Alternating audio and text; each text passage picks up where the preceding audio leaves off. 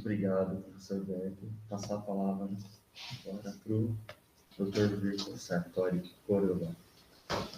Por favor. Vai passar uma bucha esse. Bom, eu também tive lá os meus percalços, problemas, desesperos, quase choros, né, de ler o Patótica. Não só por ler em outra língua, já fazer um exercício na língua, nossa, já é difícil. A gente fazer nenhuma que nem é o tcheco, né? Eu já não arrisco, nem o alemão. A gente arranha o francês, o inglês a gente se agarra mais ou menos, e o espanhol agora estou caminhando, né? Com algumas coisas.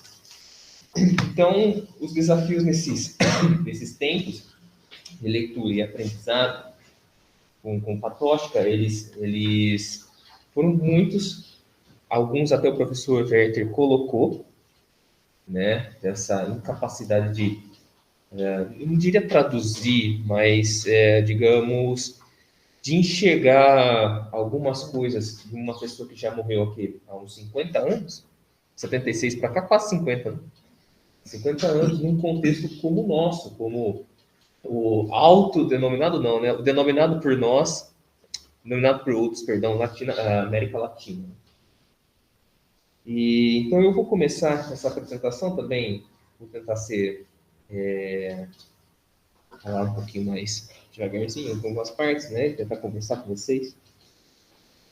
E o meu maior, digamos assim, o que foi motivando mais esse texto e também esse evento, como é bem visível, né, no título, foi principalmente um negócio chamado Mundo Natural.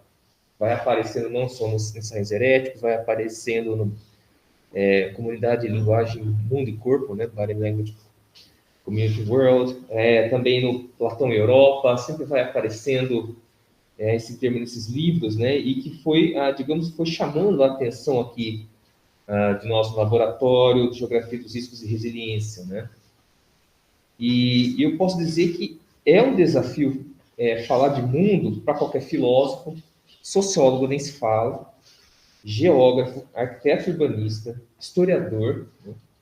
Pois, querendo ou não, nada que lhe convenha a descrição, né, desse mundo consegue ser abarcado integralmente, né, gente? Como nos lembraria o próprio Heidegger em Ser e Tempo. É certo que uma das tentativas que esse próprio filósofo se empenhou, né, ou seja, o Heidegger, foi designar esse mundo de forma existencial, né? Ou seja, foi o primeiro a ver um problema enquanto existência na ordem do tempo, identificando demasiada categorização ao falar-se desse como se fosse uma sucessão de determinadas particularidades.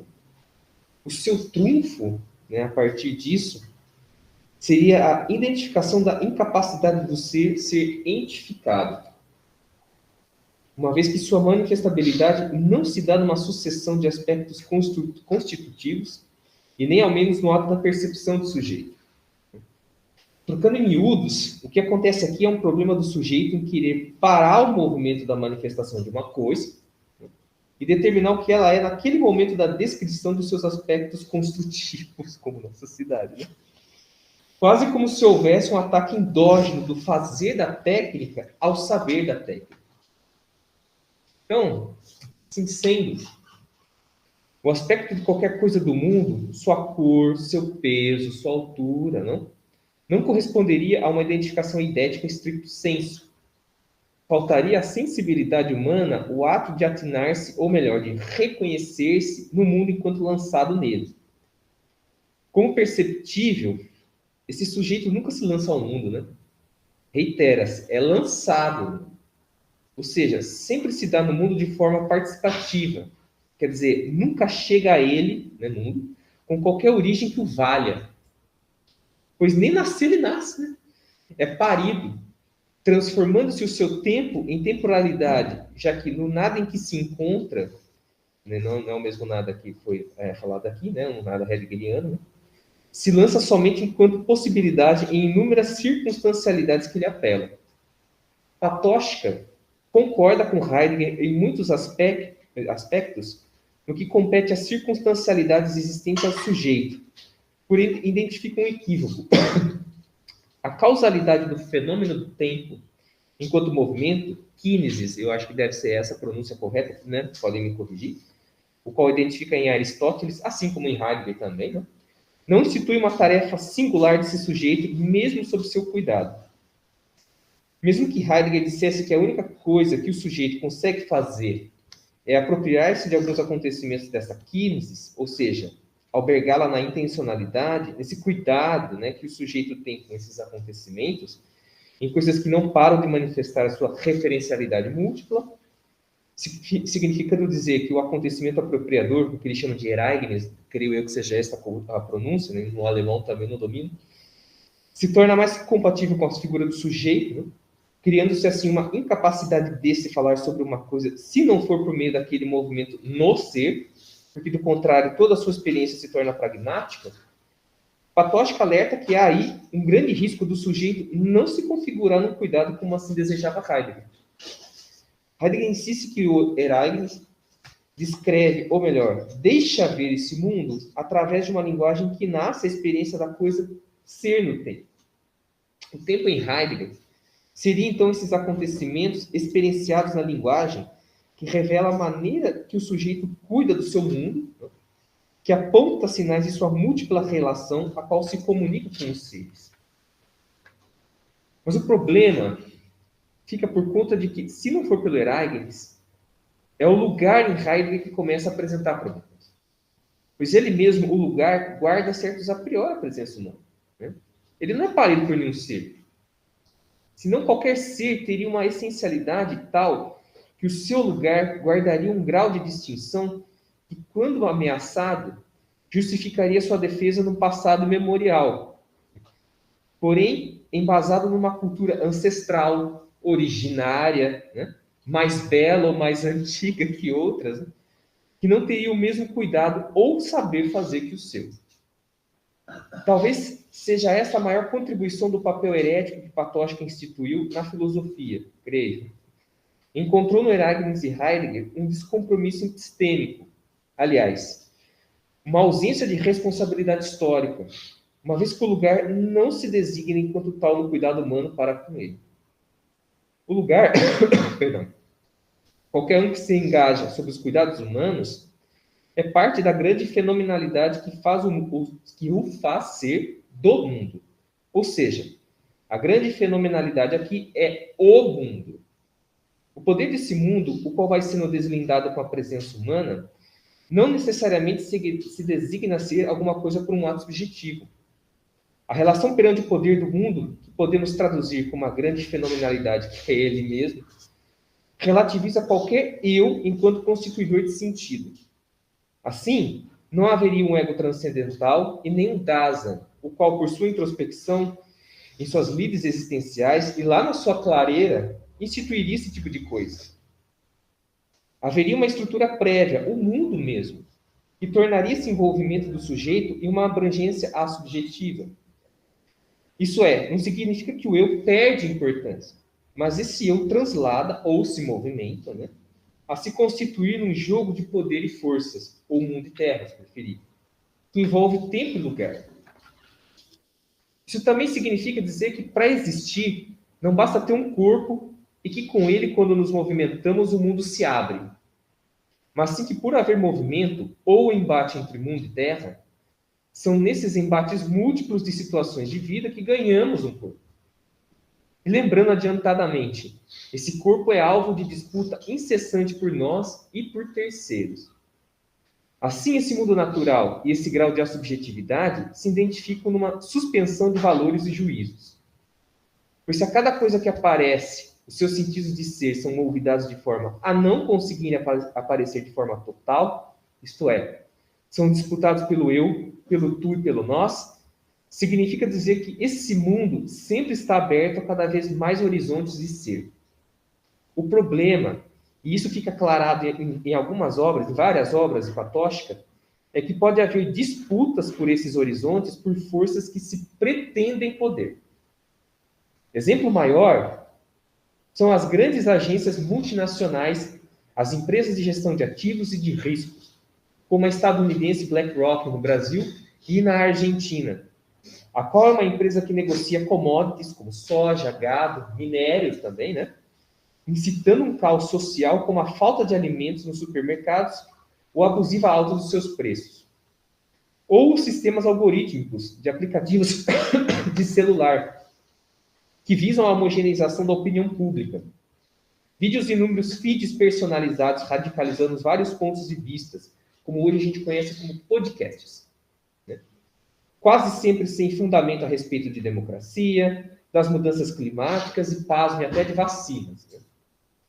Porém, antes disso, todos esses pretendentes sabem muito bem qual é o primeiro objetivo a ser alcançado para se tornarem hegemônicos, que é o de cooptarem e se estabelecerem enquanto força ativa no meio público. Ou melhor, se travestirem enquanto vida ativa desse meio. Hoje a gente conhece isso por digital influencers. Né? Se preferível, também, né, se apresentarem com um grau de naturalidade em que se arrogam a instituir suas necessidades enquanto a questão ontológica sobre a naturalidade do mundo. E Patočka alerta que esse ataque já se inicia exatamente na revelação desse mundo, ou melhor, por intermédio da cooptação das escolhas, na provocação de circunstâncias controladas, né, através da contenção das institucionalidades envolvidas com ele. Envolvimento esse o qual Patočka identifica com o termo proto-horizontalidade. Como assim? Tal envolvimento seria relativo a um exercício maiêutico sobre como e com quem se é compartilhado o mundo. Ou, de forma a deixar mais claro, tomara, é um envolvimento que visa pormenorizar, problematizar as condições objetivas que também auxiliam a constituição ontológica de qualquer pessoa no mundo. É o fazer um exercício de pensar o porquê determinada coisa em meu mundo me aparece de determinada maneira, ou o motivo o qual elas mudam em determinadas instâncias. Em suma, é a reflexão sobre o complexo dos sentidos desse mundo. Mas isso sem deixar de lado que esse sentido, senseado pela corporeidade, não pertence a mim de fato, mas sim ao mundo. O meu corpo somente faz esse mundo ser aproximado num caráter mais discernível, ou, se preferível, habitável, a mim, em algumas situacionalidades, o que se denomina como lugar, o qual não só situa essas ocorrências, já que o meu corpo não é algo passível, dado que ele existe em movimento. Ele é invariavelmente envolvido, ou chamado a se envolver, a todo momento, no passado, no presente e no futuro. Quer dizer, essa proto-horizontalidade guarda a força de posicionar isso politicamente, este eu com, no e para o lugar. O lugar é resiliente por causa disso. Ele traz para mais perto, ou traduz o poder do mundo, nesse jogo de forças que ele tem. É nesse momento que presenciamos o aparecimento da cultura, das narrativas, dos costumes, dos artefatos, né? Dos hábitos vivenciados ou experienciados nesse lugar, os quais fazem tanto sentido ao humano. Isso justifica o motivo daquelas forças citadas que tentam se passar por poder, quererem agir de forma desagregadora exatamente aí, no lugar. E Patočka, assim como Husserl também, vamos fazer justiça, né? Cantou a bola sobre isso no livro dele, que coincidentemente narra essa corrosão do caráter do lugar, assim como frisava o sociólogo Richard Sennett. Seria o livro Corpo, Comunidade, Linguagem, Mundo. Corrosão que avança no corpo, destroça a comunidade, esvazia a linguagem e captura o mundo para si enquanto desejos particulares. Então, creio que a grande naturalidade do mundo de Patočka é a percepção desse mundo enquanto campo de disputas que dissemina, até parafraseando o filósofo Vladimir Safatli com seu livro O Circuito dos Afetos, um circuito enorme de desalojados de lugar ou retirantes de um mundo concebido como meritocrático, pelo menos ao que deseja esses poderes perniciosos. E estou falando de desalojados no sentido de eliminação mesmo. E aí que se tem uma coisa curiosa. Para Patočka, essa horda de pessoas escorraçadas guarda também uma grande força, que seria de identificar como seus pares Pessoas que, de certo modo, têm uma afinidade de situações e problemas muito semelhantes. Ele designa essa circunstancialidade enquanto uma possível solidariedade de pessoas que são abaladas e que se abalam. Ele crê que essas pessoas, por se verem sem chão, sem teto e sem lugar no mundo, possam criar um sentimento comunitário de reconhecimento que pode, literalmente, ganhar corpo para fazer frente àqueles outros tipos de poder que citamos. Em síntese, isso fica muito claro em Patóshka. O poder político, aliás, sua organização é muito diferente. Não guardaria uma organização entre direita e esquerda, mas uma de baixo para cima. E Patóshka aposta nessa organização por meio do seu engajamento no que ele denomina de 3 movimentos existenciais. O primeiro, o da autodefesa ou enraizamento, se caracterizaria por certa concordância afetiva com o mundo, através do envolvimento humano com a Terra, solo da praxis corpórea, que não forma um mundo somático da realidade objetiva, mas serve de ponto de apoio para a revelação de nossa constituição com o mundo e com os outros, e de uma atenção à exigência instintiva para o desenvolvimento das potências humanas com a Terra, movimento que se conecta, aliás, com o passado. O segundo, o da autossustentação, que seria uma existência elaborada por sucessivos contatos com o mundo, em lugares que se estabiliza ou objetiva a vida humana por meio de atividades em outras conjunturas. Aliás, o humano aprende a ampliar ou confeccionar novas afetividades nessas outras conjunturas. Podemos designar essa ampliação como o mundo das nossas pesquisas, do nosso trabalho. É um movimento que certifica lugares a partir da funcionalidade ou utilidade do trabalho humano e do seu objetivo por criar artificialidades ou objetos, as quais tentam tatear outras proximidades limítrofes, identificando esse movimento com o presente, na manifestação de um desejo de permanência no tempo. E o terceiro, que é o da transcendência, que se destaca ser um movimento também senciente de preocupação com o domínio dos 2 primeiros movimentos. Dado que os mesmos se esgotam a explicar os problemas geracionais frente às incessantes situacionalidades e circunstancialidades que ocorrem na Terra. Aqui ela fica pequena, necessitando criar uma imagem, mesmo que utópica, de um mundo que possa ser alcançado para tentar ser melhor vivido. Nesse movimento, encontramos aquele exercício maiêutico, ou de cuidado da alma, como coloca Patóshka, de complexificar o nosso posicionamento nos lugares. De repensar, por exemplo, os tantos discursos moralistas que visam cooptar a principal arma que temos para nos defender desses discursos, o corpo. Nesse movimento, identificado com o futuro, o corpo, meu e dos outros, se torna algo quisto a ser encontrável ou a ser visível. E é por essa forma que todo ato de dissidência se transforma em ato político. Pois o único ente que, de certa forma, não deixa ser agarrado por um crivo homem-abarcador, que seria o corpo, é por sua simples presença o germinador de um sentimento de potência de transformação. Transformação, pois é temporalizado por concessões que não controla, sendo incessantemente envolvido nas diversas problematizações do mundo. E por isso mesmo, quando envolvido, acaba afirmando um compromisso. Esse, em alguma situação, em algum lugar, e dado a esse envolvimento, historicamente temporalizável. O problema, ao menos eu identifico, é lermos esses movimentos existenciais de Patóshka, dando maior ênfase ao terceiro, o transcendente, como mais cotável para essa angariação comunitária. Eu creio que a naturalidade do mundo se dá justamente num ponto esquecido lá atrás, no primeiro movimento, que é justamente o do sentir. Pois aceitemos. Atualmente, o sentir já se tornou um fenômeno captável por inúmeras forças centralizadoras, assim como a intencionalidade. Basta procurar alguma coisa no celular que, após minutos, já somos bombardeados de informações semelhantes à nossa procura, à nossa busca.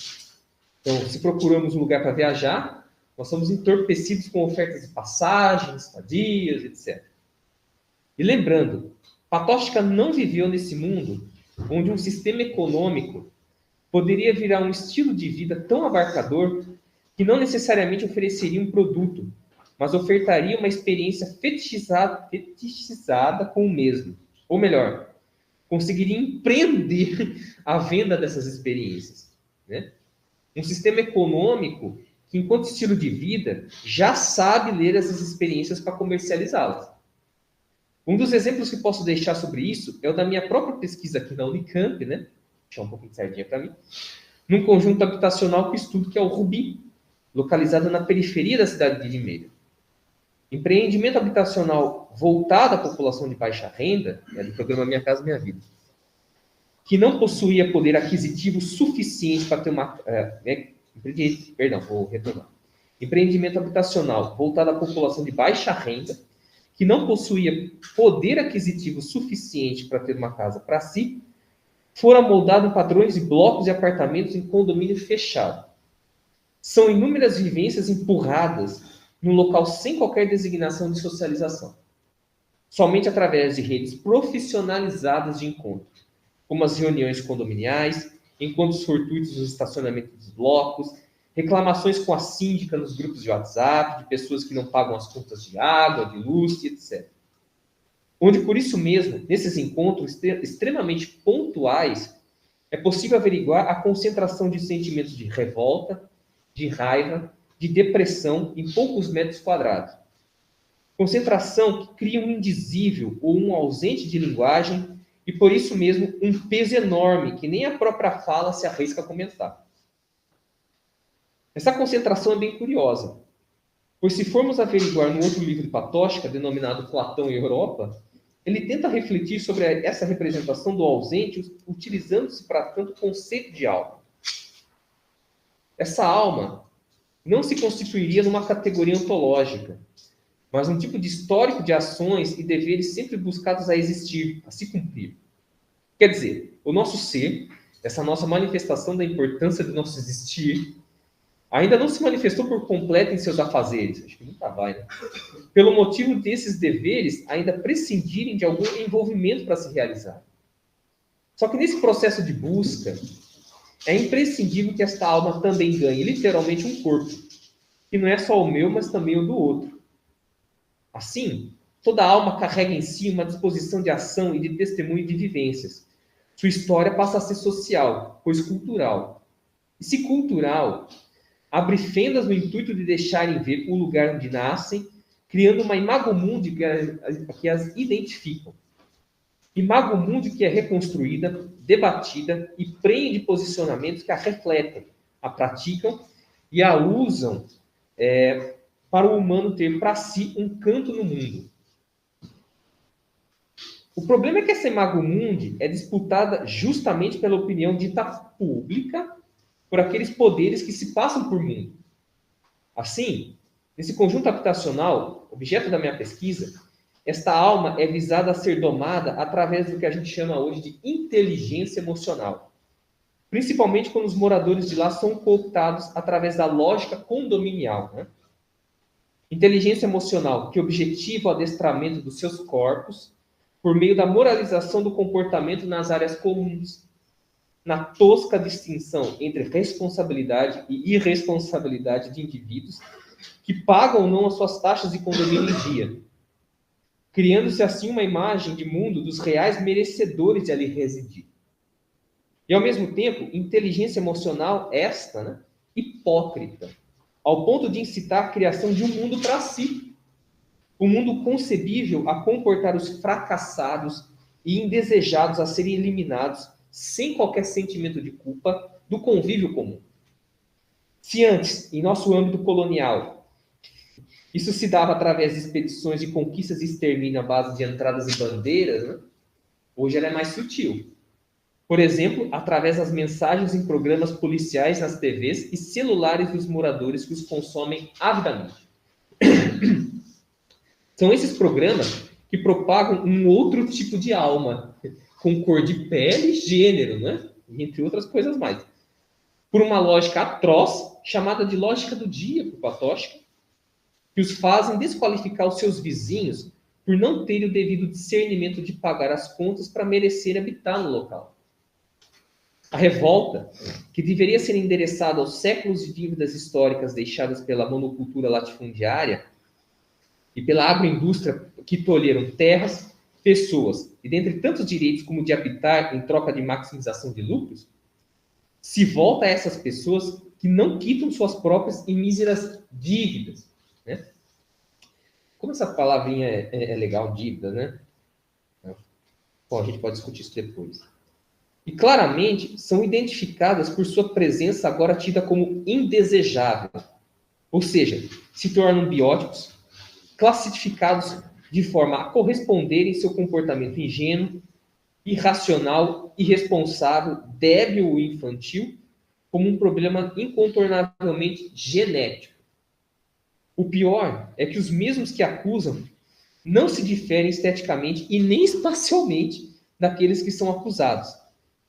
Mas a aceleração ou alienação às identificações, como se o sujeito dominasse o objeto completo, ou a fetichização de algum objeto que distinga uns aos outros dentro desse condomínio, como a própria TV, o celular, o carro ou a roupa, se amalgamam numa só mensagem forte e poderosa. Aquilo que eu vejo, eu escuto e eu toco é o suficiente para determinar se o outro o merece também ou não.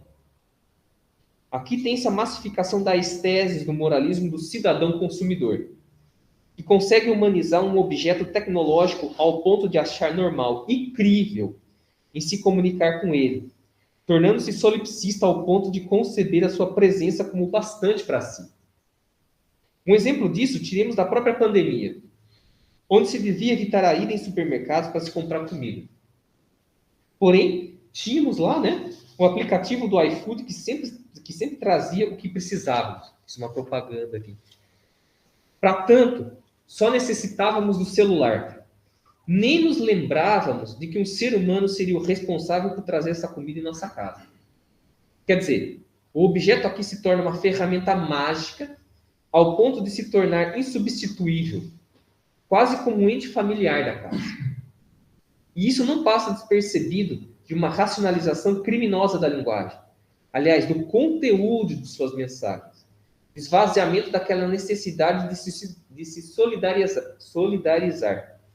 Aliás, para que se eu já me basto? Né? Então, a naturalidade do mundo contemporâneo e patóxica passa por um movimento de reconhecimento dessas bases objetivas que expurgam a nossa capacidade de se organizar. Assim como nos fez lembrar na Carta 77, que tinha objetivos extremamente pedagógicos das formas que poderíamos reconstruir essa organização. Aliás, com muitos problemas, concordo, mas, né? Pois essa capacidade é atacada já naquele primeiro movimento existencial, ou seja, na nossa necessidade de nos envolvermos com o mundo. E esse tipo de situação faz-nos reduzir o outro a uma animalidade tal que qualquer desvio de conduta de sua parte que nós não preconcebamos leva-o a ser encarado como perigoso por apresentar um desvio de caráter, fazendo-nos aceitar qualquer ranking de biótipos dos que mais se encaixam na generalização desses desvios, naturalizando também a classificação de seus corpos em padrões nos quais se é possível associar atos criminosos com padrões de DNA. E para isso acontecer, necessita-se de uma aceitação da opinião pública, dos meios de comunicação, e, nossa, como hoje isso faz sentido, né? E incontornavelmente do meio científico, o esvaziamento dele. Então, para exemplificar e também finalizar, deixe uma passagem do pastor batista e ativista político estadunidense Martin Luther King, que mais ou menos exemplifica isso que eu acabei apresentando. De aspas. Não há como coisificar algo sem despersonificar esse algo. Se você usa algo como meio para um fim, nesse momento você o torna uma coisa e você o despersonifica. O fato é que o negro foi escravo nesse país por 244 anos. Ato que foi cometido de forma deliberada. O negro foi trazido acorrentado de forma muito desumana. Isso levou à coisificação do negro. Então, ele não era visto como pessoa. Ele não era visto como ser humano, com o mesmo status e valor que outros seres humanos. E uma outra coisa é que os seres humanos, isso é muito legal, os seres humanos não são capazes de continuar no erro sem racionalizar esse erro em alguma hora. Então, a escravidão foi justificada moralmente, biologicamente, teoricamente, cientificamente e tudo mais. Então, muito obrigado.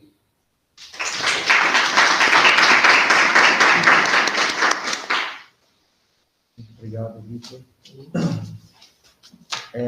Primeiramente, vamos abrir as questões da plateia. Se vocês quiserem se manifestar, por gentileza, fiquem. Hoje, fazendo nossas pesquisas, não recaímos a esse projeto de idealização de um mundo, até mesmo da nossa pesquisa do cotidiano. Se você tem em mente alguma possibilidade, alguma direção para que nós não recaímos nessa idealização. Para o Vitor, as duas são bem diretas, né? Quando você fala de naturalidade e natural, você não falou, eu não me lembro se você falou de naturalização. Aí eu queria ver se no Patótica tem essa diferenciação, tipo, naturalidade, naturalização. E como que você vê essa diferença dessas duas palavras, desses dois fenômenos?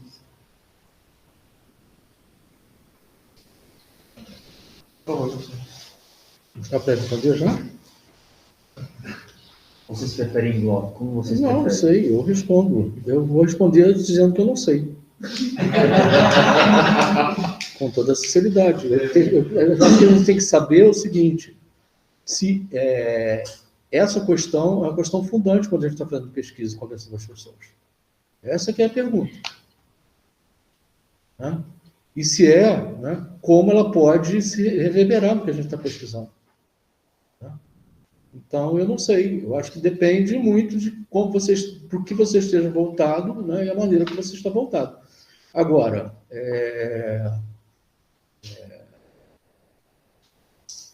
o mundo que a gente está, né, nesse momento, né, se a gente pensar realmente, se quiser levar à frente, né, esse pensamento aí para além da modernidade, né, é um mundo que cabe muitas perguntas, né, e que, assim, eu acho que as respostas não vão ser estabelecidas segundo os conceitos que estão colocados anteriormente.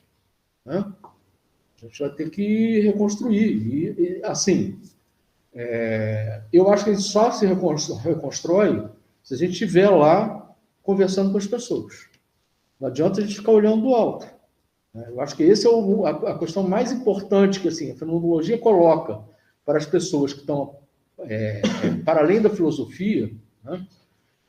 Assim, você só consegue, né, fazer suas pesquisas a partir do diálogo com quem você está pesquisando. Né? Quer dizer, na verdade, a pesquisa é de mão dupla, ela é intersubjetiva.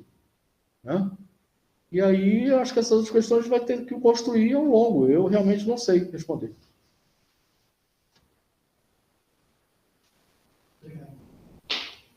Bom, se esses termos que você acabou falando, naturalidade e naturalização, é isso, né? Tem essa diferenciação no Patótica, eu acho que quem também cantou a bola, também que é muito difícil encontrar esse tipo de diferenciação no Patótica, foi o professor Herter com a apresentação dele. A todo momento que a gente lê os ensaios heréticos ou outras obras do Patótica, o problema digamos assim, eu acho que até eu tinha falado no começo da apresentação, é como é que eu categorizo esse mundo natural. Aliás, eu não posso nem fazer isso, para falar a verdade, né? Mas há uma ânsia na obra, né? Dessa categorização do que seria esse mundo natural. O problema é, se eu vejo essa diferença, digamos assim, eu não consigo ver essa diferença, eu consigo ver um problema enorme para mim, enquanto uma pessoa que mora no Brasil, né, não sei se tem mais pessoas vendo a gente aí em outros países, que mora no Brasil, num país que tem um problema de encarar o que seria natural, até vamos ser um pouquinho mais chato, encarar o que seria natureza, a não ser pela via do extrativismo. E, por exemplo, o que seria mundo natural para nós? O que sobrou para nós? que poderia ser concebido enquanto categoria, vou utilizar essa palavra que eu não gosto, mas enfim, enquanto categoria de mundo natural, o que sobrou para nós? Né? Eu vejo, por exemplo, ações de 4 anos para cá do nosso chefe de governo, por exemplo, avançando no último reduto de terras, seria a Amazônia, com força e tendo-se isso como um discurso de progresso. Nosso mundo, o que seria natural, ou até o que seria natureza, para nós é inimigo.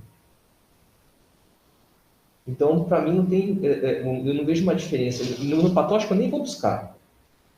Eu acho até um problema quando eu vou fazer algumas aulas, ou quando eu vou falar sobre patótico, eu falo, mas eu sou República Tcheca, na década de 60, eu não vou falar. Não é problema meu. Sabe qual é o maior problema do patótico? Nenhum, está morto. Morreu.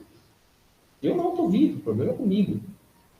E quando eu vou ver essa coisa da naturalidade, aliás, vou falar do natural, eu vejo assim que nós, aqui, enquanto seres latino-americanos, vamos utilizar por enquanto essa nomenclatura, nós, digamos, nós temos um problema que a gente naturaliza uma questão, que é ver o que vai contra esse progresso, essa modernidade que nos incutiram, aqueles que são contra isso como inimigos.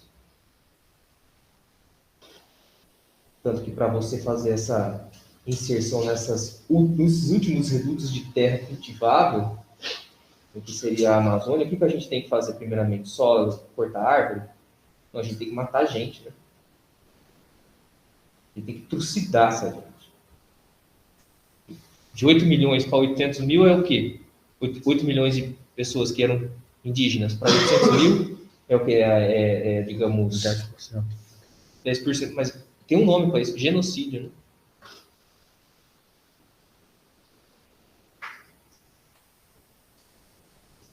Nosso mundo natural é esse. Sangue, porrada, extermínio.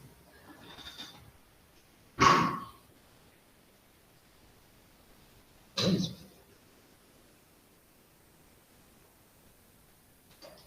Esse natural está ligado à naturalização, à naturalidade das questões. É isso que eu fiquei na dúvida, sabe? Se esse natural, novo natural do patótica, está relacionado com a naturalidade das questões que a gente coloca hoje. Esse é um esforço nosso, não é dele. Entende? Esse é um esforço nosso. Esse vai ter que ser um esforço nosso. É isso que eu tentei mais ou menos responder. Nele a gente não vai encontrar.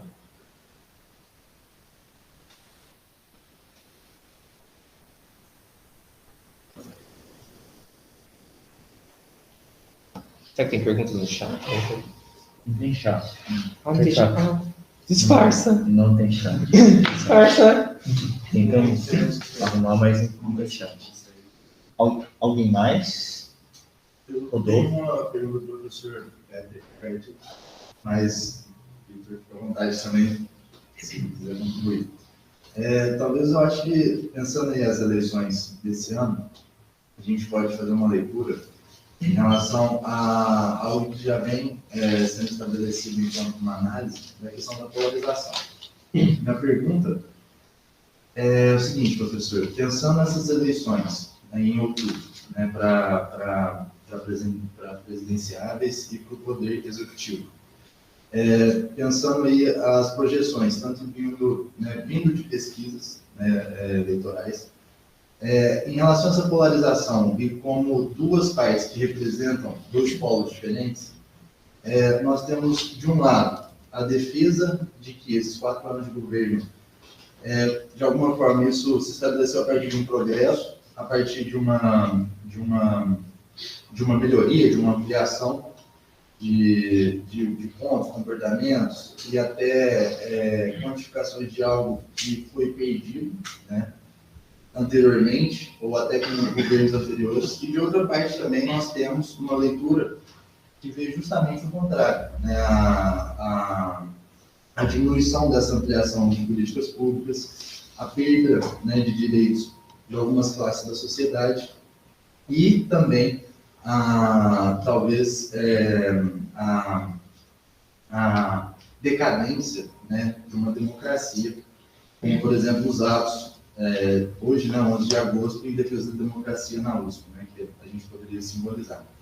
A partir disso, desses dois polos, né, dessa polarização, gostaria de perguntar, você vê, pensando política partidária, em relação a essa polarização, algum desses polos representa um ideal decolonial?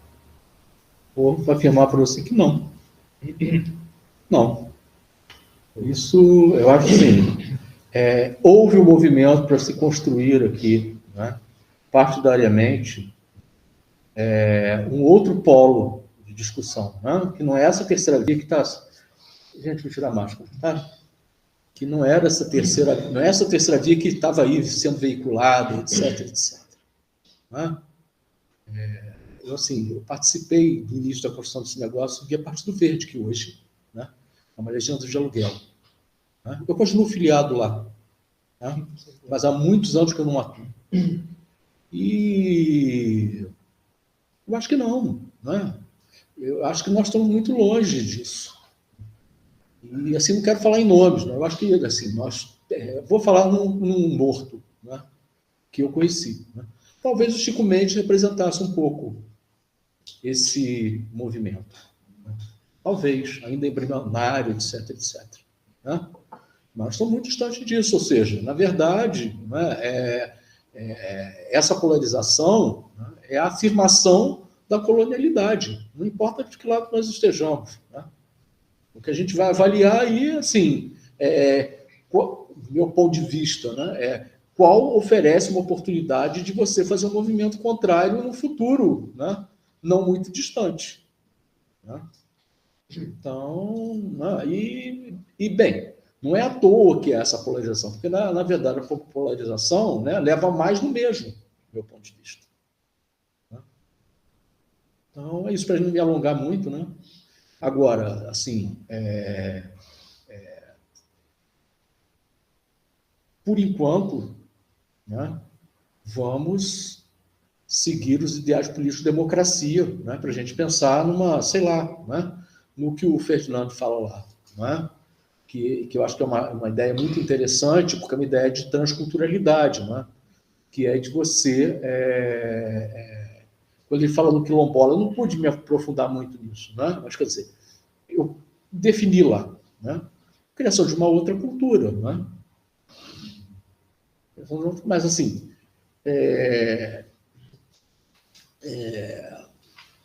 eu tenho certeza também que isso não se dará de forma violenta.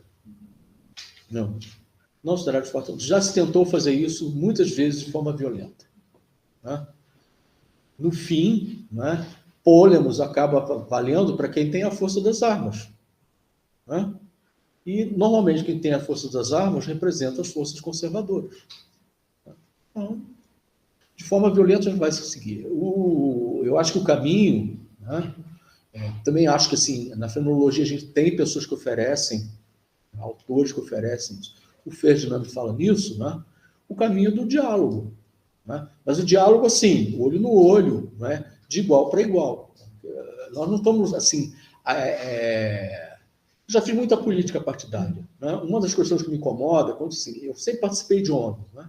Aí você está defendendo uma determinada questão, um determinado grupo, né? E você chega lá na prefeitura, né? Que, assim, da nossa unidade representativa de base, vamos dizer assim, né? E aí você coloca o seu problema e tem um vereador lá, ele te escuta, ele fala assim, não, mas, assim, eu que sou representante desse povo, eu é que detenho a voz dele, você não tem voz aqui. Né? Então, assim, né?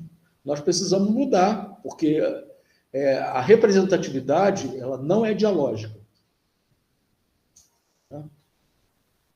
Ela não é dialógica. Então, temos que mudar. O decolonial vai ter que passar por uma outra ideia de democracia que não seja uma democracia representativa.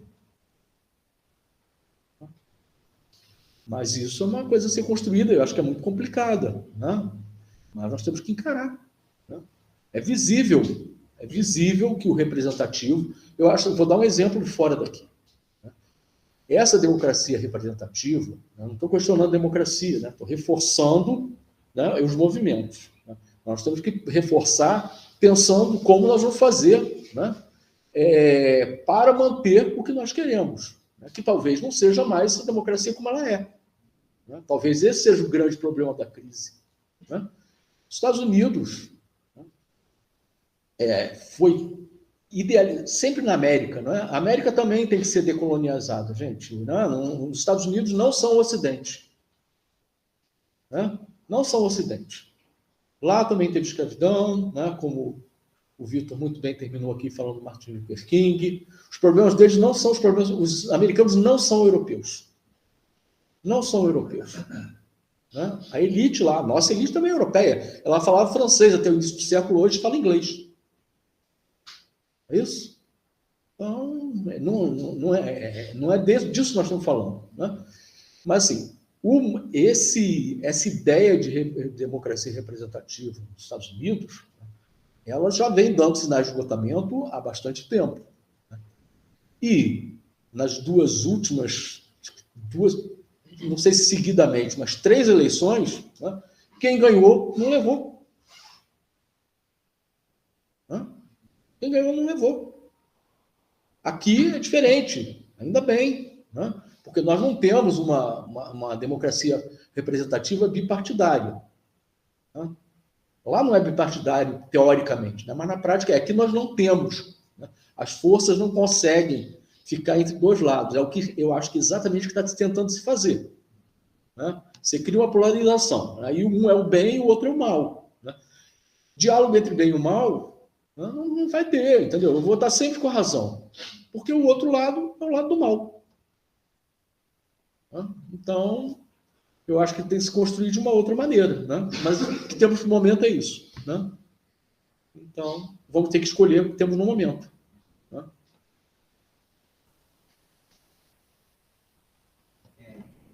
Tomar a palavra, posso? Fique à vontade. Muito obrigado pelas apresentações. Né? Maximiliano quer falar? Vamos deixar ele falar primeiro. Acho que tem que abrir aí. Acho que tem que abrir. Tem que falar aí para ele, não sei se está ouvindo. Aqui não abre. Não, mas se falar. Não, ele tem que abrir. Ele pode falar. Sim. Aí, me toca a mí, ¿no? Voy a hacer un comentario, pregunta. Bueno, trato de hablar lento por respecto al idioma. Y bueno, ante todo, me resultó un honor participar en estas jornadas, donde el pensamiento de Patočka nos abre una perspectiva para pensar nuestra realidad, nuestra situación existencial, cuestiones como las que se mencionaron mencionó Víctor, como se acaba de mencionar en la conferencia, en la ponencia de recién. La pregunta quería hacer una pregunta. ¿Cómo se ve? A Patočka emplea a ambos, ¿no? A ambos les quería hacer una pregunta que piensan con respecto a cómo interpretar esta terminología que emplea Patočka, esta construcción semántica en los ensayos heréticos acerca de las fuerzas positivas de dominación en nuestra contemporaneidad latinoamericana, ¿no? Como en algún punto también representan, en Patočka va a hablar de una civilización técnica.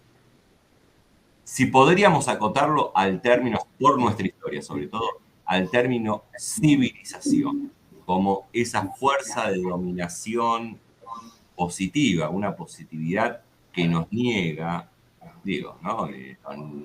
Niega a América Latina como un otro que tiene que ser civilizado, dominado. Y ¿cómo verían la realización, mejor dicho, de estas fuerzas positivas de dominación? ¿No? ¿Qué tipo de instituciones, fuerzas, etc.? Sobre todo me quedé pensando un poco cuando Víctor mencionó en nuestra contemporaneidad, sobre todo cuando está en nuestro país, en mi país, Argentina, la cuestión habló de inflación, ¿no? Los procesos inflacionarios que vienen desde fuera y que también, vinculando con el tema de lo decolonial, están ligados a un sistema mundo donde nosotros estamos en bueno, se puede hablar periferia o semiperiferia, ¿no? Depende, pero siempre estamos en una situación de subordinación. No, eso nada más. Bem, vou tentar, né? Sobre a primeira pergunta, né? Eu acho, assim, eu coloquei isso aqui, né? Eu gostaria de ter me estendido mais sobre questões que realmente não deu tempo aqui, né? Mas eu acho que, assim, a grande contribuição do Patočka é levantar, né, essas questões. Né? Eu acho que o intento dele, não, objetivamente, o principal não é esse, né? Mas é levantar essas questões, né, de como, né, a Europa, né, a partir da discussão lá dessa historicidade, né, ela acaba impondo essa historicidade para o resto do mundo. Né? Isso, para mim, está muito claro. Né? E o Riquet, né, no final lá do prefácio, né, ele, de certa maneira, coloca esse problema de uma maneira que eu acho bastante elegante, né? Porque na última frase, que eu não me lembro exatamente qual é agora, né, ele fala, né, que o Patočka tenta resolver o problema da Europa Ocidental sendo, né, um ser, né, o que era a Europa Oriental. Né? Então, eu acho que ele, sim, tem esse mérito. Né? Sobre a segunda questão, eu acho que nós temos que procurar, para a gente pensar no decolonial, né, uma outra palavra para civilização. Né? Uma outra palavra para civilização. Porque, assim, a civilização, né, ela está ligada, assim, visceralmente, né, ao que o europeu pensa que é o civilizado, né? E o que é uma sociedade civilizada. Então, os franceses adoram essa palavra. Né? Eu acho que ela é melhor do que outras que se usam por aí, mas eu acho que realmente a gente tem que problematizar. Né? Temos que problematizar. E, assim, qual é o caminho? Eu acho que o caminho nós voltarmos para nós mesmos e perguntar o que nos une enquanto civilização, né? Se for civilização uma definição, né? Ou o que nos une enquanto povos americanos, né? Não vou nem falar latino-americano, né? E nas nossas igualdades e diferenças, né? Alguma coisa nos une. Né? Eu, assim, vou dar um exemplo que pode parecer ridículo, vocês me desculpem, né? Mas eu vou me arriscar. Né? Eu conheço bastante bem a Argentina, bastante bem mesmo. Né? Já andei na Argentina inteira. Conheço bem o Chile, já fui a Bolívia, né? E fui a Colômbia. O Brasil, evidentemente, em relação à Argentina, o Chile e a Bolívia, é uma outra coisa. Né? Eu diria, né, usando os termos aí europeus, o Brasil é uma outra civilização. Né? Em relação à Argentina, o Chile e a Bolívia também é outra civilização. A Bolívia, né, a base da Bolívia ainda é a sociedade incaica. Isso é visível na agricultura, né, no comércio, nas relações sociais, etc, etc. Aí você chega na Colômbia. Eu fui lá, fiquei lá 2 meses ministrando aula lá em Medellín, né, e saí do Rio de Janeiro, né, sei lá quantas horas de voo, pelo menos 4 horas. E a gente atravessa a floresta amazônica. Né? Só que a gente não atravessa assim, nós atravessamos pelo caminho mais longo. Né? Então, acho que dos 4 horas de voo, 2 horas foram sobre a floresta amazônica. Evidentemente que a gente vê lá uma ou outra cicatriz aqui, né? Mas ela está lá na sua integralidade. E, de repente, eu bato na Colômbia. E nada mais parecido com o Brasil do que a Colômbia, aqui na América do Sul. Né? Talvez exatamente por conta das influências. Né?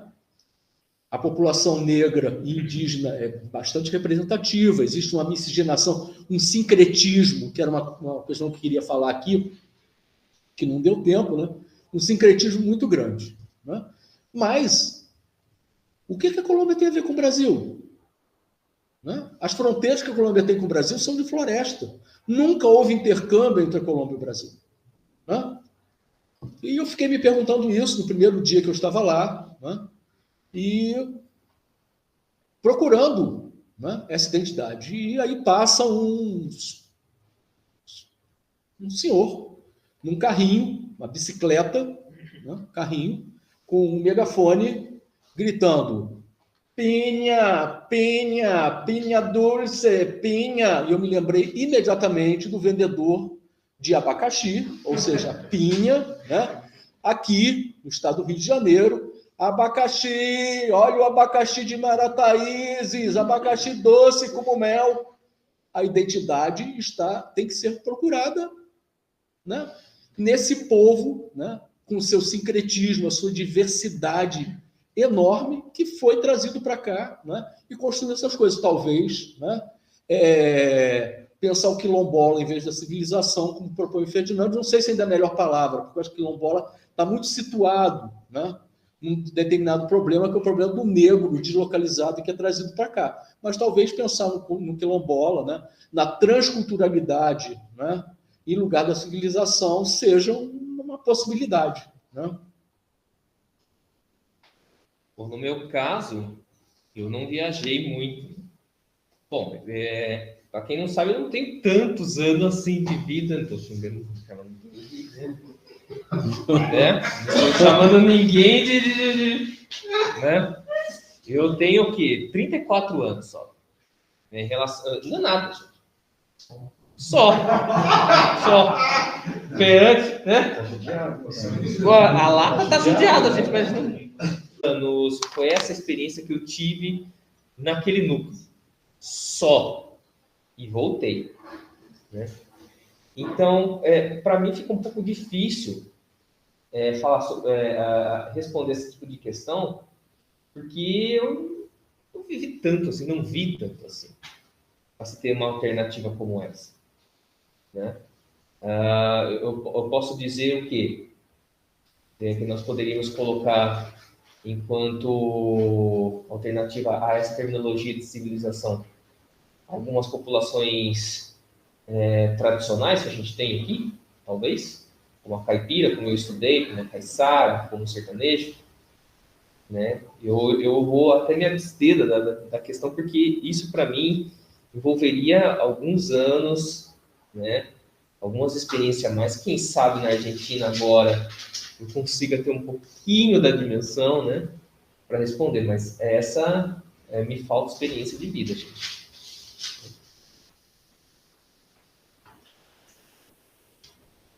Muchas gracias, amor. Obrigado. Bom, eu queria, como eu estava começando a dizer, né, agradecer as falas de vocês. E queria colocar duas questões. Dentre tantas, né, que a gente poderia, eu espero que a gente continue conversando.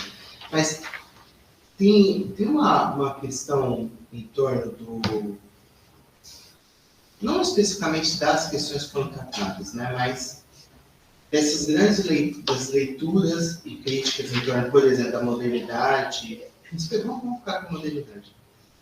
E que, às vezes, eu tenho a impressão que nós não distinguimos bem, ou pelo menos onde eu for mais marcado, o que é diagnóstico do que é... Diagnóstico quer dizer como exercício interpretativo, do que é, a gente poderia dizer, uma leitura propriamente ontológica, e do que é o prognóstico, que é o caminho para as soluções. Né?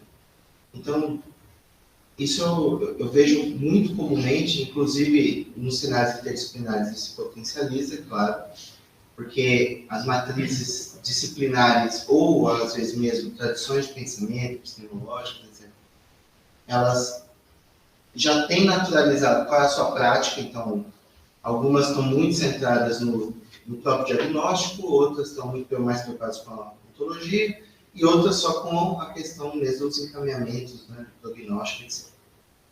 E aí nem sempre... Então, às vezes, o que eu sinto é que, conforme a gente lê dessas matrizes ou dos nossos campos, a gente lê, o autor está querendo fazer diagnóstico, às vezes a gente toma aquilo como uma discussão ontológica e vice-versa.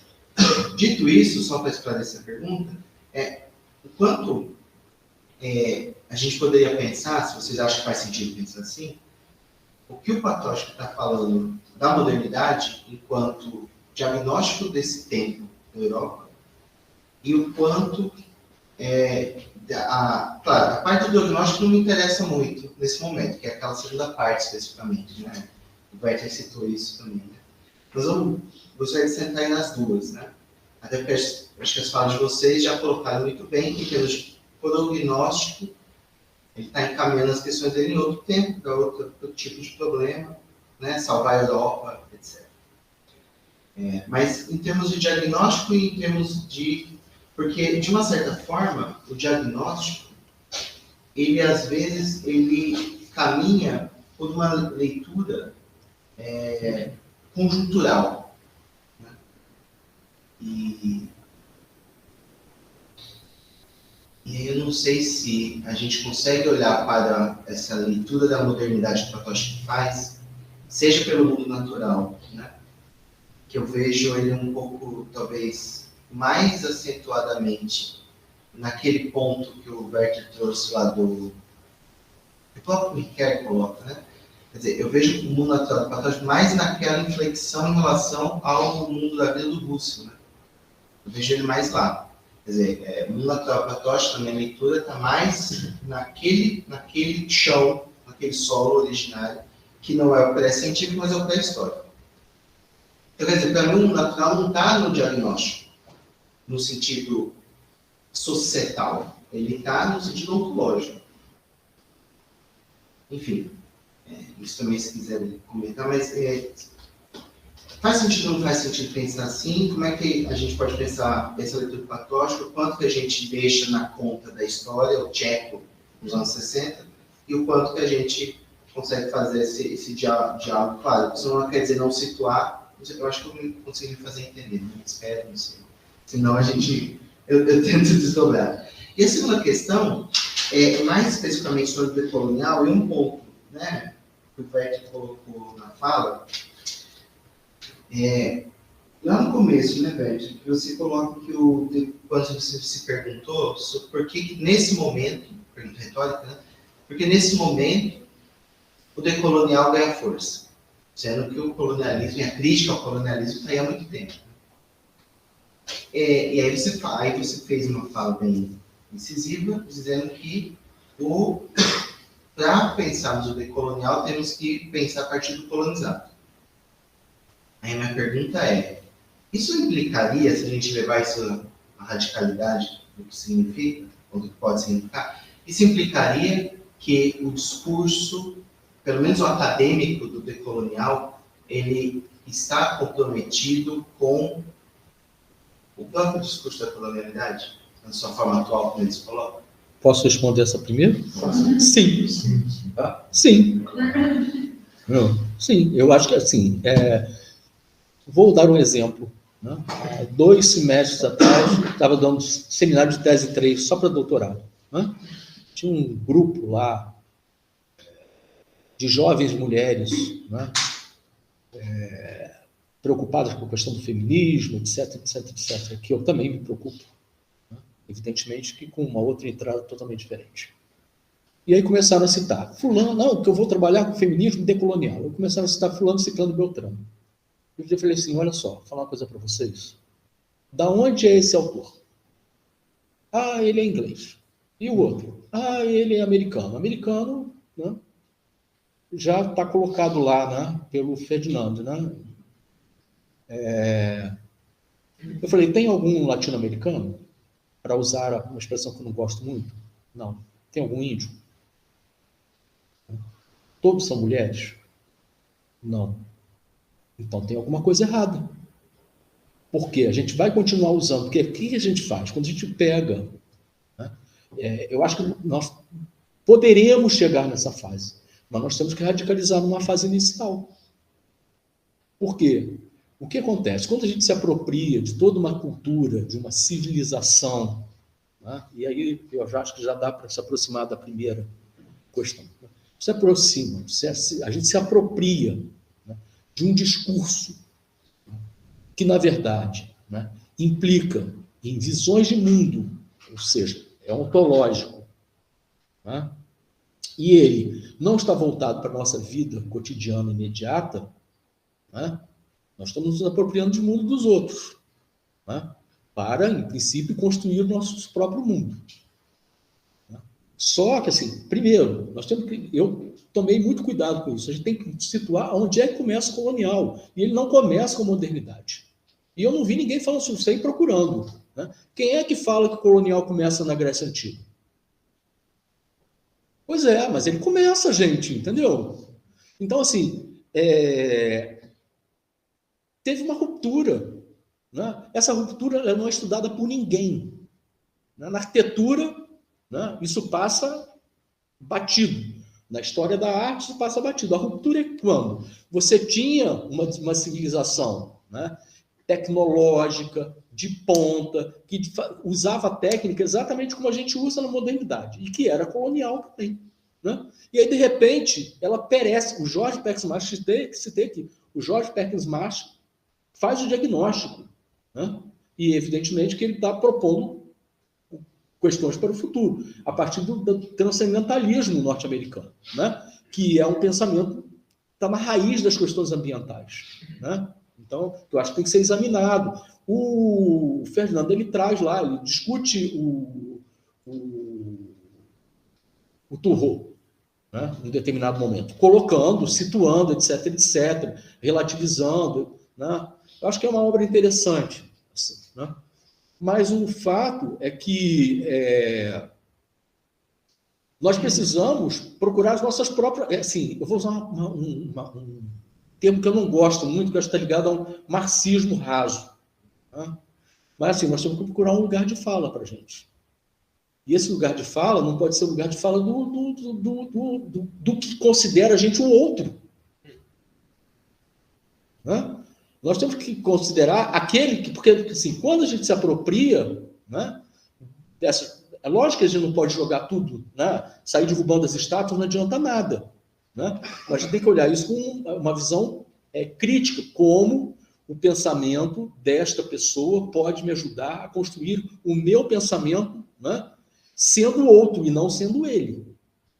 Senão eu acho que nós não vamos avançar. Né? Então, assim, nosso problema é ser o outro, não é ser ele. Né? Nossas questões são outras questões. Né? São questões que foram herdadas, por assim dizer. Né? Então, acho que nós temos que começar tentando formular, né, uma crítica realmente de base, raiz, para a gente poder chegar lá. Né? Inclusive colocando essas palavras entre aspas, né, como civilização, né? Talvez até cultura. Né?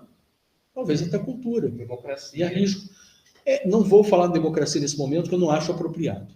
Eu acho que não acho apropriado. Acho arriscado. Acho arriscado.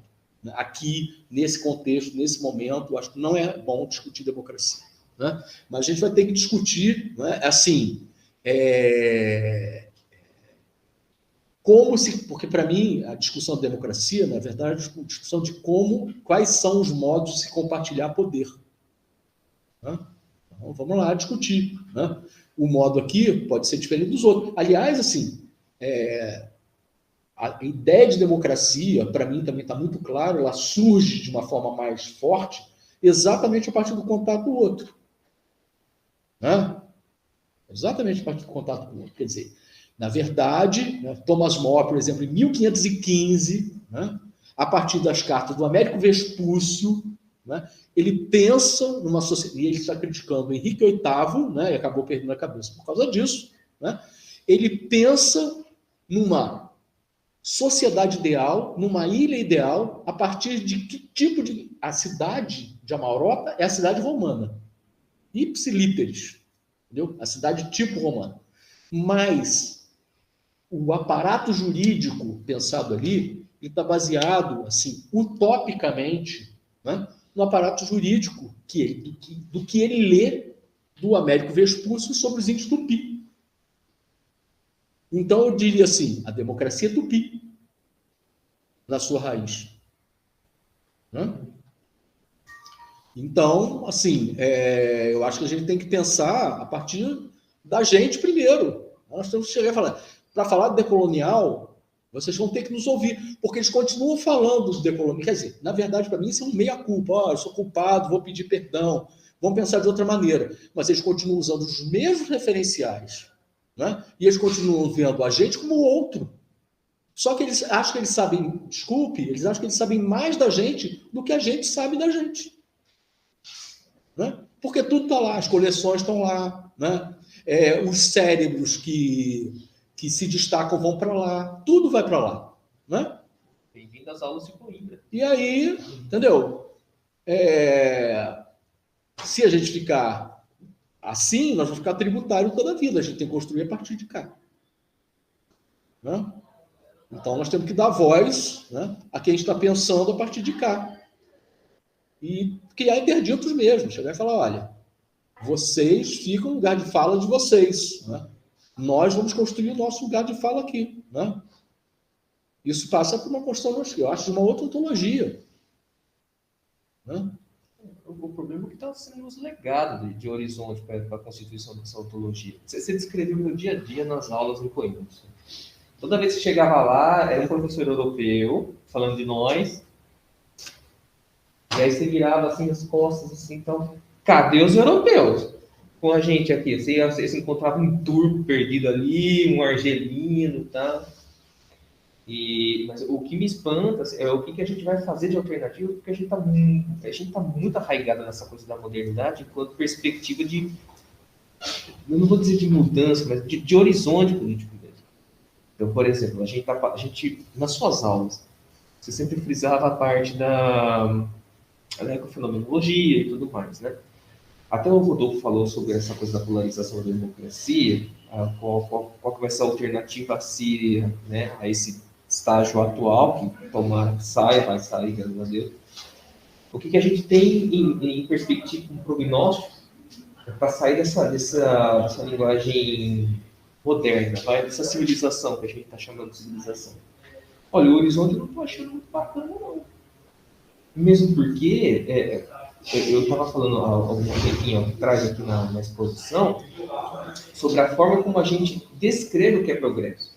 Primeiramente, nosso lugar de fala ainda não foi problematizado com o que a gente vai fazer, por exemplo, dessa reserva que nós temos aqui, que é muito importante para o equilíbrio ambiental, que seria a Amazônia. A gente já chamou a Amazônia de inferno verde. Não foi? Você pega lá as vejas da vida da década de 70, lá, os caras rumando lá na Transamazônica, lá, a Amazônia já era. Estamos vencendo o inferno verde. E é assim até hoje. Qual que é a nossa perspectiva de mudança daqui a pouco para um mundo mais diferente do que a gente está vivendo hoje, caso mude-se então o chefe de governo?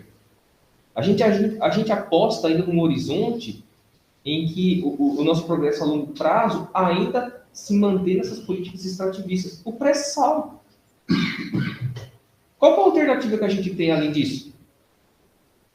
Quer dizer, o mesmo poder que se diz progressista, que sempre foi acordista para a esquerda brasileira, que não passava de, vamos ser bem chato agora, uma ala mais radical da classe média, que tem medo do povo, tem medo de perder a importância digamos, ser mártir, o porta-voz desse povo que não sabe quem é, aliás, povo para eles nem existe.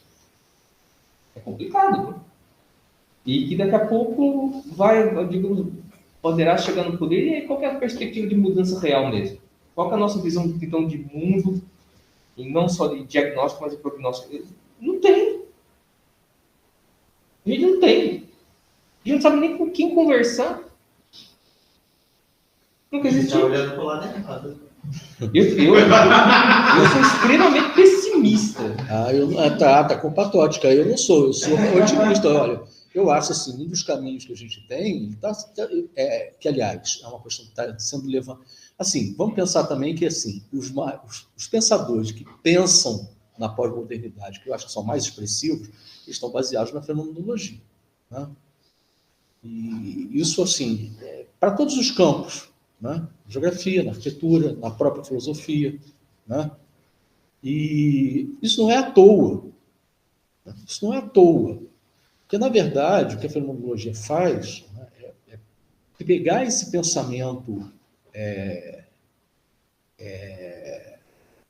vamos dizer assim, partindo da civilização grega, mas recolocando, né, para uma situação como a situação do final do século XIX e início do século XX, ou seja, está muito próxima de nós. Né? Então, a gente pode se apropriar disso. E aí eu acho assim, a manifestação mais visível desse desejo de mudança, né, passa exatamente pelo que Patótica critica lá naquele trecho, né, que são a discussão de dois direitos. Né? O primeiro, o direito ao corpo, né, que se expressa numa mudança de visão da corporeidade das pessoas. E que, evidentemente, quando a gente fala em corpo, o corpo humano, né, já diz o Merleau-Ponty lá, né, é um corpo sexuado, então passa pelas expressões de sexualidade e de corporeidade. Né? Isso, na verdade, para mim, está solapando esse discurso da modernidade, porque o discurso da modernidade é o discurso, e assim, para mim, a melhor análise da corporeidade da modernidade está no Foucault. Né? O discurso da modernidade é de um corpo disciplinado. Né? É um corpo que não é corpo. Eu já falei isso 300 vezes. O corpo é o que ele é para uma determinada função. Né? Ele é usuário, ele é passageiro, ele é paciente. Né? Ele não é um corpo. Você não se expressa enquanto você. É negado a você a sua corporeidade, ou seja, é negado a você a sua essência enquanto ser, né? Que se expressa na sua corporeidade. E essa corporeidade, fenomenologicamente, ela não implica só no seu corpo. Né? Aí talvez tenha a resposta para a questão da idealização. Por quê? Porque a corporeidade, né, pensando fenomenologicamente, é uma corporeidade encarnada, como diz o Merleau-Ponty. É isso. Né? É encarnada. Então, o encarnado é o quê? Né? Encarnado na geograficidade, na sua situação, né? Nas suas relações interpessoais. Né? Tudo isso está ali. É encarnado. Né? E bem, se a gente está aqui, né, nós vemos no mundo inteiro, né, uma reivindicação, né, de essa corporeidade ser reconhecida, isso está colocado lá, né, na arquitetura. Vamos fazer cidades para mulheres. Eu falo assim, nós estamos fazendo cidade para todo mundo. Né? Aliás, isso deu um bafafá danado numa aula lá, me entenderam errado, entendeu? E, putz, entendeu? Não deu para corrigir naquele dia, entendeu? Né? E já estava na videoconferência, e a coisa não é... Em suma, mas assim, você construir cidade para todo mundo, porque assim, as corporeidades, né? As corporeidades, elas são muito diversas, e não é só na sua corporeidade que elas são diversas, elas são diversas também na sua corporeidade encarnada. Né? Então, isso está dado. Né? Eu acho que isso é irreversível. As pessoas querem ser reconhecidas na sua corporeidade e na sua sexualidade, né? E serem respeitados por isso. Né? O problema é quando você começa, eu acho que isso é um problema, quando você joga isso para a modernidade e você começa a tentar uniformizar o discurso. Né? Uniformizar o discurso. Então, só é quem está. Né? Quem não está, quem não entra naquele discurso uniformizado, está fora. Né? Esse é o problema. Nós temos que construir a partir da diversidade, a diversidade verdadeira de discurso. Né? Quando teve lá as comemorações de 60, estou me alongando muito, né? Mas, quando teve aquelas comemorações de 68, não é? Eu assisti um documentário fantástico com 3 mulheres francesas que participaram do movimento de 68, né? E assim, né? O movimento de 68 era um movimento que pretendia ser igualitário, né? Em termos, né, também da sexualidade, né, de gênero. Né? E aí elas colocando, olha, né, na hora que a gente queria se colocar na frente, ninguém ia mandar a gente fazer o café. Né? Então, assim, o discurso é ótimo, mas a prática é péssima. Né? Então é melhor praticar do que ficar fazendo discurso. Né? Eu posso fazer? Não, pode fazer, Gustavo. Pode fazer. Bom, em relação ao Vitor, né?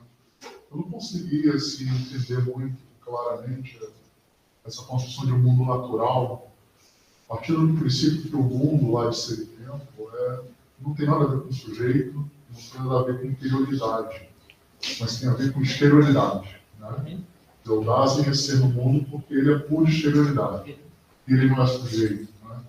Então, nunca Platão vê essa ideia de mundo natural, assim, não necessariamente comparando com o modo hegeliano, né? Ontológico, né? Mas que até o Eduardo já trouxe uma ideia, né? Sobre esse aspecto do mundo natural como aquele que não é um mundo que se submete à ciência, né? Eu queria que você falasse mais um pouco sobre a ideia do mundo natural. Eu acho que a presença no caso do mundo natural da patótica é a presença de forma mais abrangente possível e mais envolvida possível através do corpo. Então, não necessariamente essa existência eu posso chamar de sujeito? O quê? O constituinte desse mundo natural com patótico, posso chamar de sujeito? Sujeito. Depende do que ele usa. Fala sujeito. Não sei, eu não li o Platão. Não. Heidegger não fala sujeito. Não, ele não fala. Ele não usa. É um outro termo, mas agora eu não consigo recordar. Mas daqui a pouco já. Daqui a pouco Você pode falar de um ente. Tudo bem, então. Melhor o ente, então. Desse ente de forma extremamente abrangente, não só necessariamente enquanto ele está lidando com alguma coisa do mundo dele. Ele diz assim que esse corpo desse ente, ele é, digamos assim, extremamente ressonante ou ressonado, né? A partir do momento que há algumas coisas que acontecem ao redor dele que não necessariamente está competindo com o foco que ele está tendo naquelas atividades. Então pode ser que eu esteja fazendo alguma coisa e possa estar influenciando outras a qual eu não estou tendo atividade, né, estricto sensu, e isso pode voltar para mim. Uma coisa que eu fico, o professor Werther estava falando, já que você perguntou, professor, preocupado é que a gente começou a ter formas técnicas de barrar isso. Uma delas é na cidade mesmo, professor. A lógica do condomínio é isso. Barrar essa presença, barrar essa constituição do diálogo. Na uniformização dos corpos. Discuto com você daí um pouquinho, depois que vocês fazem as perguntas. Eu tenho uma visão totalmente diferente disso aí. Nesses tempos aí que eu vim observando aí no campo, né, eu fiquei um pouco preocupado com isso. Né? Tá. Agora eu vou falar. Né? Um dos mitos da modernidade é que a cidade é o lugar dos iguais. Né? Eu sou urbanista, eu falo, a cidade é um lugar de marcar as diferenças. Está colocado lá pelo Fernando, entendeu? Na verdade, marca a diferença. Então, assim, um condomínio fechado, talvez ele marque mais diferença. Não estou defendendo condomínio fechado, não. Eu já morei em condomínio fechado. Agora eu não moro mais. Né? Não, moro de novo. Estou morando em condomínio fechado. Morei na rua, agora estou de novo em condomínio fechado. Esqueci. Mudei. Acabei de mudar. Acabei de mudar. Estou em condomínio fechado minúsculo, mas não é um condomínio. Em suma, isso não faz diferença, porque a cidade nunca foi o lugar dos iguais. Isso é um mito da modernidade, entendeu? Que iguais são os iguais que usam da cidade? Eu não discordo. Né? Então, assim, a gente já parte do pressuposto que está errado, né? Que é que a cidade é o lugar dos iguais. Não é. A cidade marca as diferenças, demarca muito bem as diferenças. Sim. Esse é o grande problema do urbanismo. Né? Você fazer uma cidade que seja, né, o mais igualitária possível para as pessoas. Mas isso que a linguagem você está citando, e ainda mais embasada no conceito da renda, faz muito sentido. Não estou discordando. Eu estou falando assim que o campo que eu vi, entre outras coisas, né, com a minha pesquisa, esse tipo de narrativa faz tanto sentido que aquilo que seria diferente acaba sendo tão homogêneo que ele passa a ser visto como, então, digamos, passa a ter o direito de até exterminar o diferente. Isso que eu estou constatando, que no mundo natural do Patótica, por exemplo, como eu acabei descrevendo, professor, a própria lógica do condomínio, por exemplo, como é que se chama aquele negócio lá do Elon Musk? A Neuralink, né? A Neuralink é aquela coisa de colocar um chip no cérebro para, digamos, essa convenção do doente, do corpo doente, ele fica mais, digamos assim, passível ao que possa ocorrer ao lado dele ou não. Isso está sendo vedado. Uma coisa que é vedada, por exemplo, no condomínio, que eu acabei estudando, é o sentimento de tristeza e revolta. Ninguém pode ficar triste lá. E como é que a gente faz? Qual é o dispositivo que a gente cria para que esse corpo seja disciplinado, colocado nas narrativas e se veja como um igual? Vem a figura da síndica, como figura matriarcal, tentando minimizar, né, digamos, essa diferença, esses conflitos. Esse polemos, por exemplo. Ainda bem que a síndica é uma concierge, né? Porque podia não ser, não é? Não, sim. Tem síndicos que a filiação é bem diferenciada. Mas é preocupante. Então, é isso. Mas, Gustavo, eu fugi do mundo natural, né? Lá, comecei a ler lá e, assim, eu acho bem problemático essa questão do mundo natural no Patochka, porque, assim, eu vou trazer para o meu campo, né? Eu acho que ele, na verdade, ele nega a primeira natureza das pessoas. Né? Ele parte, primeiro, quer dizer, né? No caso, o mundo natural não é físico. Exatamente. Não. Exatamente. Exatamente. Então, assim, ele está sempre trabalhando com... Tudo bem que seja uma corporeidade, eu tenho dúvidas que seja uma corporeidade, sabe? Assim, da maneira como o Ponty fala e outros falam. Mas ele trabalha com uma corporeidade segundo a natureza. Né? Quer dizer, eu acho que é um pouco assim, o ser histórico, né? Quando ele tem a iluminação, né? Ele, de certa maneira, ele abre mão da corporeidade. Né? Eu acho que isso é bem problemático. Né? O Riquet vai lá no prefácio lá, né? Sobre esse ponto. Né? Mas, assim, ainda tem que ler bastante mais, se tiver oportunidade, para poder realmente aprofundar. Né?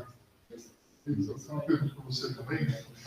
Então, esse movimento decolonial tem bastante, para ser sincero, né? Porque me parece que aí, ainda bem que não é mais os estudos culturais, que nos irritaram há muitos anos, né? E agora tem esse novo movimento que eu acho importante, a sua fala, eu acho que a sua fala foi maravilhosa, porque eu acho que tem certos pontos que a fenomenologia pergunta, que não se pergunta, né? E você trouxe algumas dessas perguntas. Mas eu fico pensando até que ponto, né, esse movimento não é apenas algo, uma moda da universidade, de certos grupos da universidade, ou se é algo que, de fato, eu acho que o decolonial acontece muito mais fora da universidade que dentro.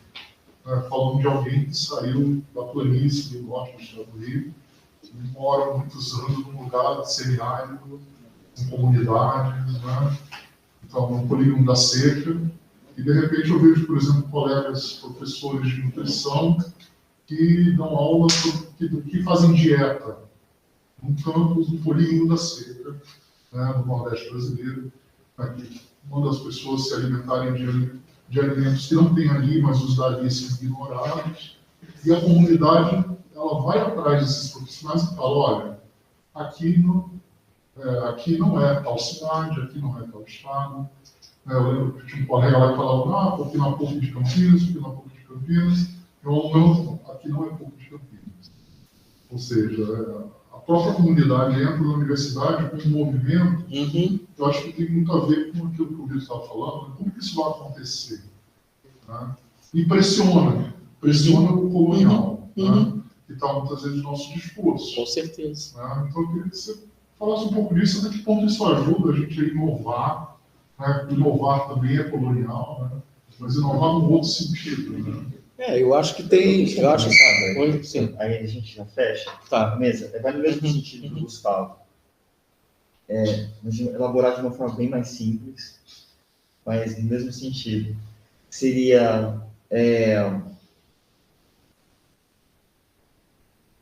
que há uma importante contribuição dessa perspectiva situada do colonizado, mas justamente qual é o limite dessa perspectiva? Justamente porque às vezes me parece, pegando onda nisso que o Gustavo falou, que virou fla-flu isso. O colonizado, colonizador, decolonização, essas coisas todas, esquecendo às vezes que se trata de uma referência, talvez de uma construção mais complexa do isso, e não simplesmente de um fla-flu. Porque eu acho que a gente cai num outro problema quando a gente começa a fazer isso. Eu queria ouvir sua opinião sobre. Basicamente é isso, que é na mesma rebarba. Então, vamos lá. Eu acho, sim, primeiro, é moda, sim, né?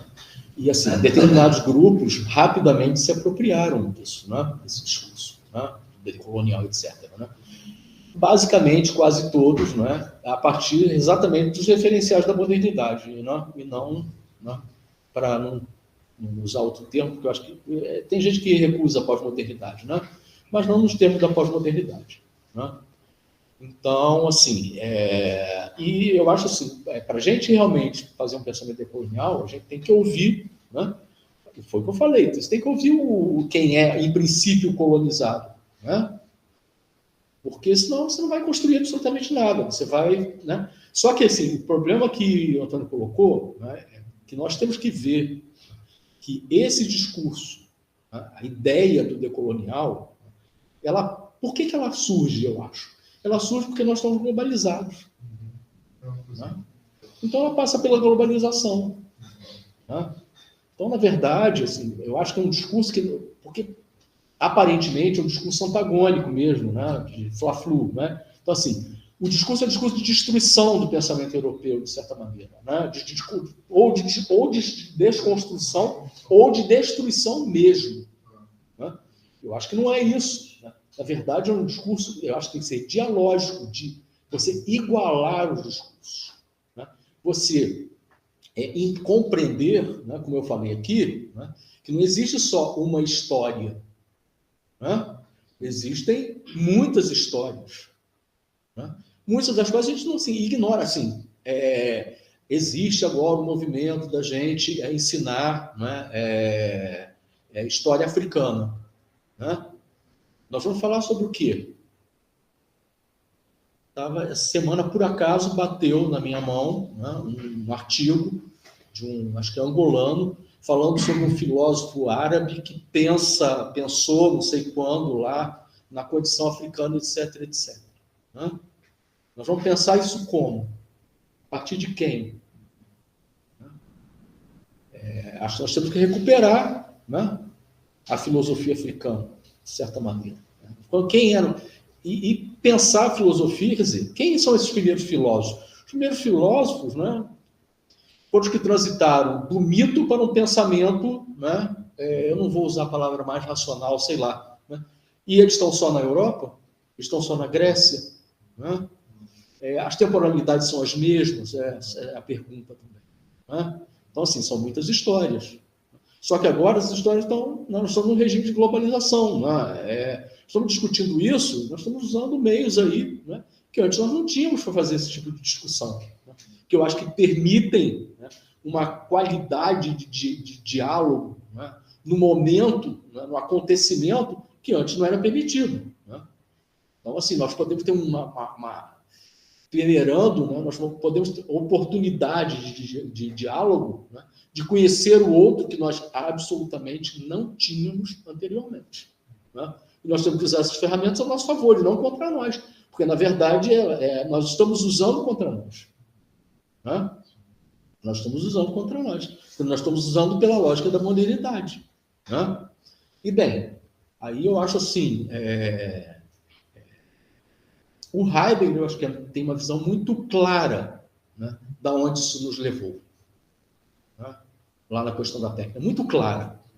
Né? Quer dizer, o homem reduzido a recurso também. Né? Nesse Gestel, né? Nesse Gestel do qual a gente não consegue sair. Né? O Gestel, gente, é o neopositivismo, é o algoritmo, entendeu? Instaurado na vida da gente, queira a gente ou não. Né? Então, assim, nós não vamos abrir mão. Né? Eu não quero abrir mão disso aqui.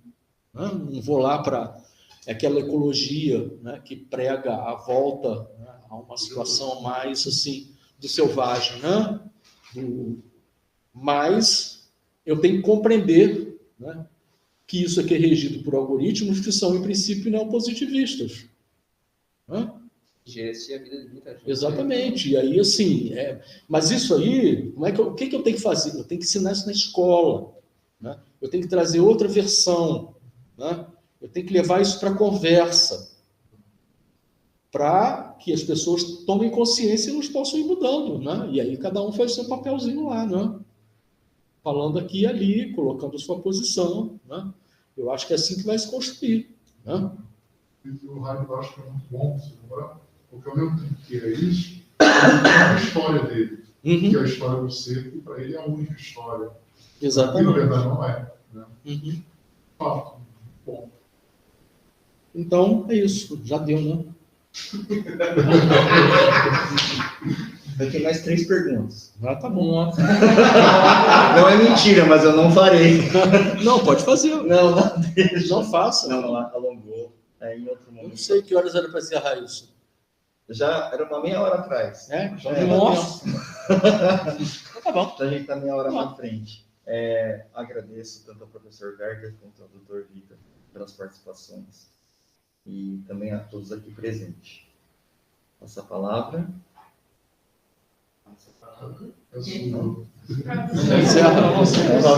Agradeço também a todos aqueles que estão no YouTube, né, que nos assistiram e que passaram por aqui, e aqueles que ainda cá estão.